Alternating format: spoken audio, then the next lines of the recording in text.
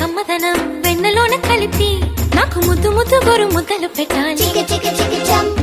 ప్రేమలోన ఉన్న తీయదనం ప్రేమతోటి తెలిపి చిన్న తప్పు చేస్తే నన్ను తీయక తిట్టాలి.